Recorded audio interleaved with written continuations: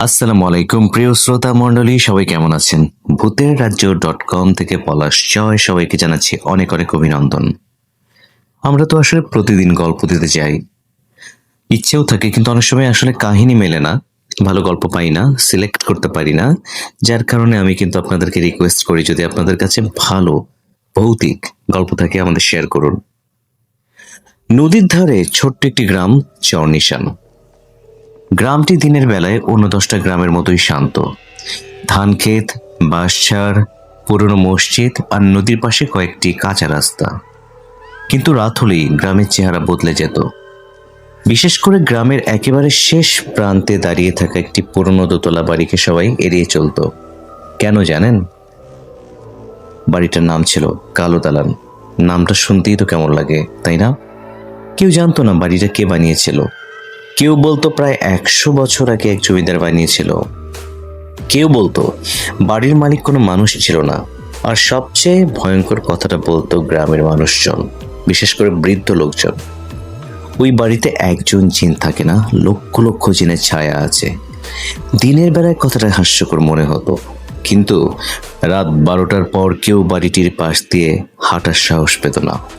কারণ ঠিক রাত 12টার পর বাড়িটার দ্বিতীয় তলায় একটি জানালায় আলো জ্বলতো, তারপর একটি দরজা নিজে নিজে খুলতো, তারপর শোনা যেত ঠক ঠক ঠক, যেন কেউ ভেতর থেকে দরজায় আঘাত করছে। রাফি শহর থেকে গ্রামে এসেছিল তার নানার বাড়িতে। রাফি ছিল ভীষণ কৌতূহলী, বয়স কম তো তাই। গ্রামের মানুষ যখন কালো দালানের গল্প করতো, রাফি মনে মনে হাসতো আর বলতো, কি বলে মানুষ এখনো সেই কুসংস্কারের মধ্যেই রয়ে গেছে। সে ভাবতো মানুষ ভয় পেলে যে কোনো বাড়িকে ভূতের বাড়ি বানিয়ে ফেলে। এক সন্ধ্যায় চায়ের দোকানে বসে রাফি আবার সেই বাড়ির গল্প শুনল। এক বৃদ্ধ বললেন, বাবা, ওই বাড়ির কাছে যাস না। রাফি হেসে বলল, কেন, ভূত ধরবে? বৃদ্ধ কিছুক্ষণ চুপ করে থেকে বললেন, ভূত হলে ভয় কম ছিল। রাফি কিন্তু থমকে গেল। তাহলে? বৃদ্ধ নিচু গলায় বললেন, ওখানে যা আছে সেটা মানুষ না। চায়ের দোকানে হঠাৎ নীরবতা নেমে এলো। বৃদ্ধ আবার বললেন, অনেক বছর আগে একজন কালো জাদুকর ওই বাড়িতে থাকতো। সে নাকি জিনদের ডেকে এনে নিজের নিয়ন্ত্রণে রাখার চেষ্টা করেছিল। রাফি জানতে চাইল, তারপর? তারপর এক রাতে সে নিখোঁজ হয়ে যায়। মারা গিয়েছিল? বৃদ্ধ মাথা নাড়লেন, না। তাহলে?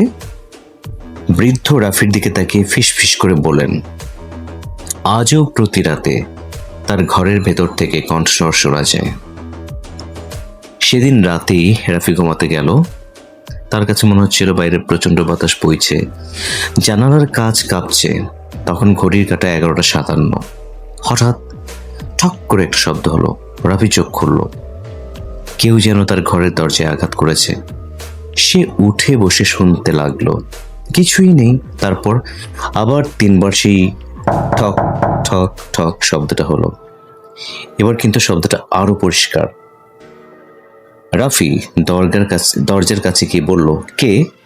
কোনো উত্তর নেই। সে দরজা খুলল। করিডোর ফাঁকা, কিন্তু মেঝেতে পড়ে আছে একটি পুরনো কালো কাপড়। রাফি কাপড়টা তুলতেই তার কানে খুব ক্ষীণ একটি শব্দ এলো, ওকে জাগিও না। রাফির বুক কেঁপে উঠল।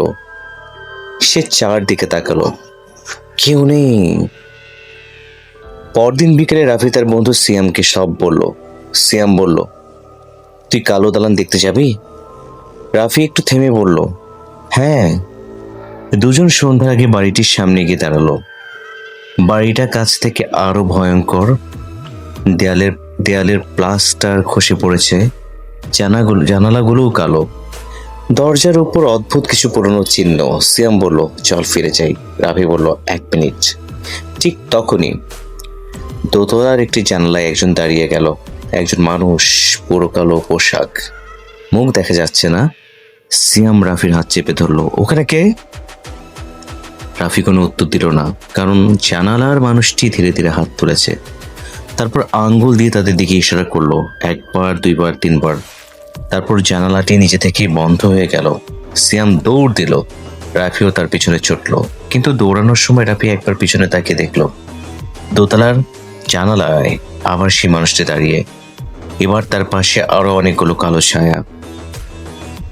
সেই রাতে রাফি তার নানার পুরনো আলমারিতে একটি ডায়েরি খুঁজে পেল।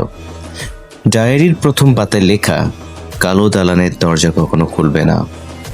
রাফি পাতাগুলো উল্টোতে লাগলো। এক জায়গায় লেখা ছিল, যে ব্যক্তি জিনদের নিজের দাস বানাতে চেয়েছিল সে বুঝতে পারেনি অন্ধকারকে নিয়ন্ত্রণ করতে গেলে একদিন অন্ধকারই তাকে গ্রাস করে। আরেক পাতায় লেখা ছিল, সংখ্যা গুনতে যেও না। রাফির কৌতূহল আরো বেড়ে গেল। তারপর সে পড়ল, ওরা একজন নয়। শেষ পাতায় লেখা ছিল, যদি কালো দালানের দ্বিতীয় তলার দরজা খুলে যায় তাহলে পুরো গ্রাম বিপদে পড়বে। রাফি সিদ্ধান্ত নিল রহস্যটা তাকে জানতেই হবে। পরের রাতে সে একাই কালো দালানে গেল। রাত তখন 12:13। বাড়ির দরজা আশ্চর্যজনকভাবেই খোলা ছিল। ভেতরে ঢুকতেই দরজাটি পেছনে বন্ধ হয়ে গেল। দম! রাফি দরজার হাতল টানলো, খুলল না। চারিদিকে অন্ধকার। তার মোবাইলের আলোয় সে দেখতে পেল দেয়ালে অসংখ্য পুরনো চিহ্ন। তারপর উপর থেকে শব্দ এলো, ধূপ। কেউ যেন হাঁটলো। আরেকবার ধূপ, তারপর ধূপ।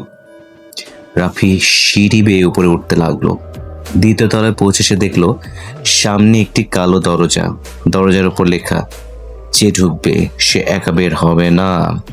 রাফি দরজার সামনে দাঁড়িয়ে গেল। ঠিক তখন ভেতর থেকে একটি শিশুর কণ্ঠ ভেসে এলো, ভাইয়া দরজাটা খোলো। রাফির শরীর ঠান্ডা হয়ে গেল, কারণ সে জানতো এই বাড়িতে কোনো শিশু থাকার কথা নয়। দরজা ধীরে ধীরে নিজে থেকেই খুলে গেল। ভিতরে একটি বিশাল ঘর। ঘরের মাঝখানে পুরনো একটি আয়না। রাফি আয়নার সামনে দাঁড়াতেই তার নিজের প্রতিবিম্ব দেখা গেল না। তার বদলে দেখা গেল একটি বিশাল অন্ধকার ঘর। আর সেই ঘরের ভেতর অসংখ্য ছায়া, শত শত, হাজার হাজার। ছায়াগুলো যেন দেয়াল, ছাদ, মেঝে সব জায়গা থেকে বেরিয়ে আসছে। তারপর একটি কণ্ঠ বলল, আমাদের সংখ্যা জানতে এসেছ? রাফি পিছিয়ে গেল। আরেকটি কণ্ঠ, আমরা যতজন, তোমার চোখ ততজনকে দেখতে পারবে না। আরেকটি কণ্ঠ, কিন্তু আমরা তোমাকে দেখতে পাচ্ছি। রাফি আয়না থেকে চোখ সরিয়ে নিল। ঠিক তখন ঘরের চারপাশে ফিস ফিস শব্দ শুরু হলো। রাফি রাফি রাফি রাফি রাফি রাফি রাফি। সে বুঝতে পারলো ওরা তার নাম জানে। হঠাৎ ঘরের এক কোণে একটি পুরনো চেয়ারে একজন বসে থাকা মানুষ দেখা গেল। কালো পোশাক, মাথা নিচু। রাফি বলল, আপনি কে? লোকটি ধীরে ধীরে মাথা তুলল। সে বলল, আমি সেই মানুষ যে ভেবেছিল জিনদের নিয়ন্ত্রণ করতে পারবে। রাফি বুঝতে পারলো এটাই সে কালো জাদুকর। লোকটি বলল, আমি তো ওদের ডেকেছিলাম। কেন? শক্তির জন্য? তারপর লোকটি মৃদু হাসলো। শক্তি কখনো একা আসে না, তারা আমার কথা শুনতো। তারপর একদিন তারা আমার কথা শোনা বন্ধ করে দিল। ঘরের বাতাস ভারী হয়ে উঠল। লোকটি বলল, আমি তাদের বন্দি করতে চেয়েছিলাম, কিন্তু শেষ পর্যন্ত সে থেমে গেল। তারপর চারিদিকে তাকিয়ে বলল, আমি নিজেই বন্দি হয়ে গেলাম। সেই মুহূর্তে পুরো গ্রামে বিদ্যুৎ চলে গেল। মানুষ ঘর থেকে বের হয়ে দেখলো কালো দালানের ওপর আকাশের দিকে উঠে গেছে অদ্ভুত কালো মেঘ। মসজিদের ঘড়ি থেমে গেছে। কুকুরগুলো একসঙ্গে চিৎকার করতে শুরু করেছে। আর গ্রামের প্রতিটি বাড়ির দরজায় একই শব্দ, টক টক টক। কেউ দরজা খুলো না, কিন্তু রাফি তখনও কালো দালানের ভেতরে আটকা। সে শুনতে পেল হাজার মানুষের মতো ফিসফিস শব্দ। তারপর সব কণ্ঠে একসঙ্গে বলল, দরজা খুলে দাও। রাফি দৌড়ে নিচে নামলো, কিন্তু সিঁড়ি শেষ হচ্ছে না। একই সিঁড়ি, একই দালান, একই দরজা। সে বুঝতে পারলো বাড়িটি তাকে ঘুরিয়ে রাখছে। হঠাৎ তার মনে পড়লো নানার ডায়েরির কথা। সংখ্যা গুনতে চেয়েও না। রাফি চোখ বন্ধ করলো। সে কোনো ছায়ার দিকে তাকালো না, শুধু সোজা সামনে হাঁটতে লাগলো। ফিসফিস শব্দ বাড়তে লাগলো। কেউ তার নাম ধরে রাখছে, কেউ বলছে ফিরে যেতে, কেউ বলছে তোমার সামনে দরজা। রাফি চোখ করলো। সামনে সত্যি একটি দরজা। সে দরজাটি খুলে বাইরে বেরিয়ে এলো। ভোরের আলো ফুটতেই গ্রামের মানুষ কালো দালানের সামনে জড়ো হলো। রাফি মাটিতে বসেছিল। সে জীবিত, কিন্তু তার হাতে শক্ত করে ধরা ছিল সেই পুরনো ডায়েরি। বৃদ্ধ লোকটি ডায়েরি দেখে কেঁপে উঠলেন। এটা কোথায় পেলি? রাফি বলল, বাড়ির ভেতর। বৃদ্ধ ডায়েরিটি খুললেন। শেষ পাতায় নতুন একটি লাইন লেখা, যেটা আগের রাতে সেখানে ছিল না। লেখা, একজন বের হয়েছে। রাফি বলল, হ্যাঁ। বৃদ্ধ কাপা গলায় বললেন, তুই ভুল বুঝেছিস। কি? বৃদ্ধ ধীরে ধীরে কালো দালানের দিকে তাকালেন। ওখান থেকে একজন বের হয়নি। তাহলে? বৃদ্ধ বললেন, ওখান থেকে একজন বের হওয়ার কথা ছিল। রাফি স্তব্ধ হয়ে গেল। ঠিক তখন তার পেছনে কেউ ফিস ফিস করে বলল, রাফি। সে ঘুরে তাকালো, কেউ নেই, কিন্তু তার নিজের ছায়া সূর্যের বিপরীত দিকে দাঁড়িয়েছিল। সেদিনের পর কালো দালানটি গ্রামের মানুষ ভেঙে ফেলতে চেয়েছিল, কিন্তু তারা যতবার বাড়িটির কাছে যেত, বাড়িটি তত দূরে সরে যেত। 1 দিন, 2 দিন, 1 সপ্তাহ, তারপর এক রাতে পুরো বাড়িটি অদৃশ্য হয়ে গেল। গ্রামের মানুষ ভাবলো সব শেষ, কিন্তু রাফি জানতো সব শেষ হয়নি, কারণ তার ঘরের আয়নাটি এখনো রাতে নিজে নিজে নিজে নিজে কুয়াশায় থেকে যায়। আর প্রতিদিন রাত 12টা 13 মিনিটে আয়নার উপর একটি শব্দ ফুটে ওঠে। প্রথম রাতে 1 জন, দ্বিতীয় রাতে 10 জন, তৃতীয় রাতে 100 জন, চতুর্থ রাতে 1000, আর সপ্তম রাতে আয়নার পুরোটা কালো হয়ে গেল। তারপর সেখানে লেখা হলো লক্ষ্য। রাফি পিছিয়ে গেল। আয়নার ভেতর থেকে হাজার হাজার ছায়া একসঙ্গে তার দিকে তাকিয়েছিল। সবশেষে একটি কণ্ঠ বলল, কালো দালান ধ্বংস হয়নি। তারপর ওটা এখন তোমার ঘরের ভেতর। রাফি ধীরে ধীরে পিছনে তাকালো। তার ঘরের দরজা বন্ধ, কিন্তু দরজার নিচ দিয়ে বাইরে থেকে আলো আসছে না, বরং অন্ধকার ঢুকছে একটু একটু করে। তারপর দরজায় 3বার শব্দ হলো, ঠক ঠক ঠক। রাফি স্থির হয়ে দাঁড়িয়ে রইল, আর ঠিক তখনই তার ঘরের বাতি নিভে গেল। শেষ। কিন্তু রাত 12টা 13 মিনিটে যদি কোনোদিন আপনি নিজের ঘরে 3বার দরজায় শব্দ শুনতে পান, দরজা খোলার আগে একবার আয়নার দিকে তাকাবেন, কারণ হয়তো বাইরে কেউ দাঁড়িয়ে নেই, হয়তো দরজার পাশে যে আছে সে আপনার ঘরের ভেতরেই দাঁড়িয়ে আছে।